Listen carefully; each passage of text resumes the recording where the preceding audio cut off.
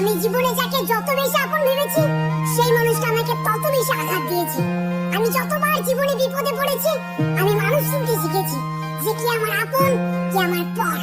যারা আমার খারাপ সময় পাশে ছিল না তাদের আর মুখটাও দেখতে চাই না। এখন শুধু চাই আমার সফলতা।